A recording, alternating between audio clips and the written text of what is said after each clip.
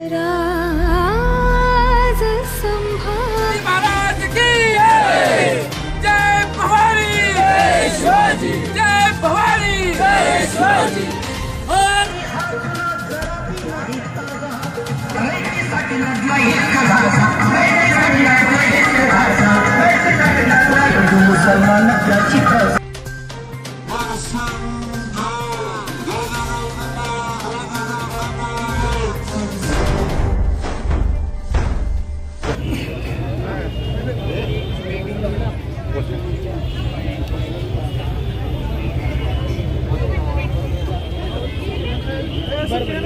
छत्रपती शिवाजी महाराज की जय, छत्रपती संभाजी महाराज की जय, छत्रपती शाहू महाराज की जय। एक मिनिट थोडंसं मागे घे, ज्योत राहते। संतोष तू थोडंसं ते तिकडे जायचं। हां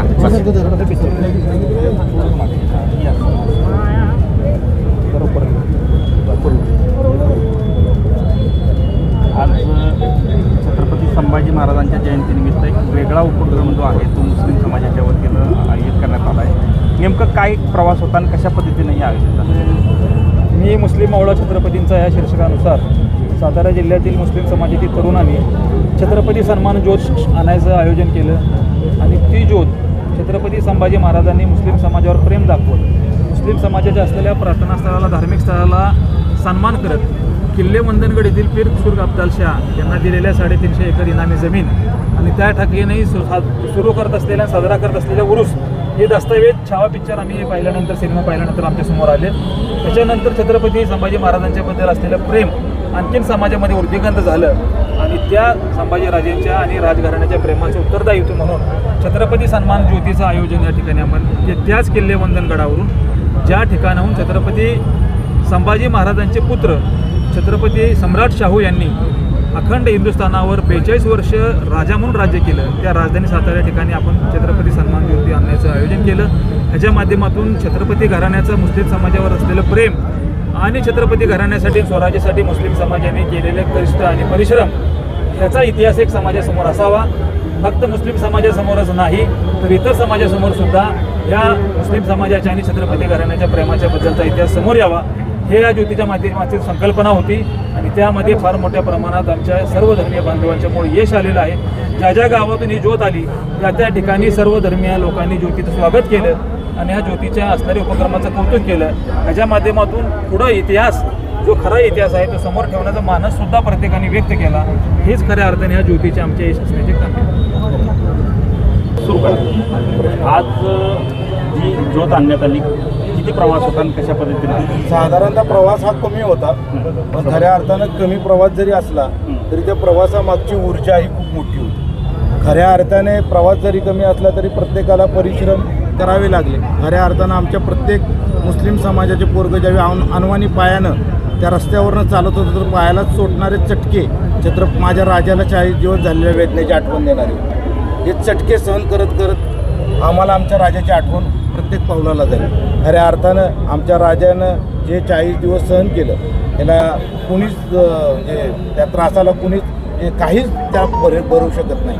खऱ्या अर्थानं पण एक गोष्ट लक्षात ठेवा, छत्रपती संभाजी महाराजांच्या एवढ्या बलिदानानंतर आपण गेले 17 वर्ष महाराष्ट्र झुंजला, त्यानंतर सम्राट शाहू महाराजांनी साताऱ्यात राजधानी स्थापन केली आणि एवढं सगळं होऊनसुद्धा महाराजांनी मराठी मुसलमानांना कधी दुजाभाव दिला नाही। छत्रपती शाहू महाराजांनी, छत्रपती शिवाजी महाराजांनी, छत्रपती संभाजी महाराजांनी स्थानिक मराठी मुसलमानांना कधी दुजाभाव दिला नाही आणि त्यामुळं महाराष्ट्रातला जो स्थानिक मुसलमान आहे, जो इथला भूमिपुत्र आहे, तो कायम छत्रपतींची निष्ठावंत राहिलेला आहे। यादी खूप मोठी आहे, तर त्यामुळं यादीत न जाता एकच गोष्ट सांगायची आहे की जसं मी भाई अगोदर म्हटले की ते 300 एकर जमिनीचा विषय आहे, त्याच्याबरोबर सगळ्यात मोठा विषय आहे की 4 ऑक्टोंबरला जे गुलाब्या पॉईंटला सिद्धी मिस्त्रींचं बलिदान आहे, त्यानंतर सिद्धी संभूळचं बलिदान आहे, हे आमच्या समाजापर्यंत आत्ता पोहोचायला लागले। कारण आम्ही वाचन आत्ता कुठं लोकांमध्ये म्हणजे जागृती आली आहे वाचनाच्या बाबतीत, तर आता ते हळूहळू पुढे येईल। कदाचित आम्ही 4 ऑक्टोंबरला तुम्हाला सिद्धी संभूळच्या पुण्यतिथीलाही दिसू,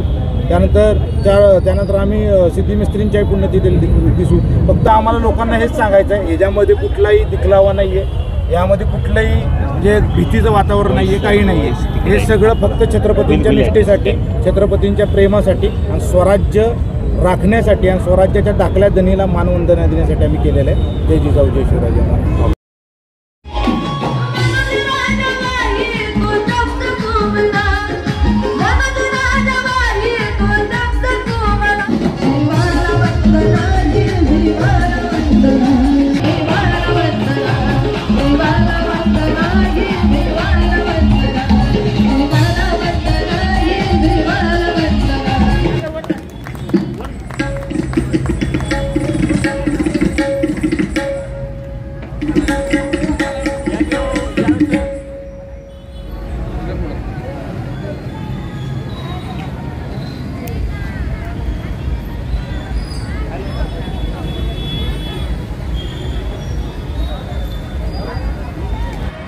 ज्याच्या मस्तकामध्ये छत्रपती शिवाजी महाराज, ज्याच्या हृदयामध्ये छत्रपती संभाजी महाराज आणि ज्याच्या आचरणामध्ये छत्रपती शाहू महाराज थोरले साताराचे हे असतील, तो जगाच्या पाठीवर कोणत्याही लढाईमध्ये कधीही कसल्याही प्रकारे अपयशी होणार नाही.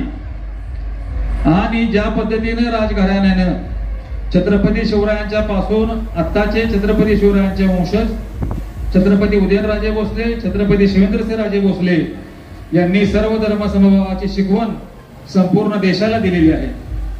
राजसत्तेमध्ये असू दे, राजकारणामध्ये असू दे, समाजकारणामध्ये, अर्थकारणामध्ये, त्याच पद्धतीने शैक्षणिक क्षेत्रामध्ये प्रत्येक समाजाला त्यांच्या हिश्श्याचा वाटा देण्याचं काम फक्त राजघराण्याने केलेलं आहे.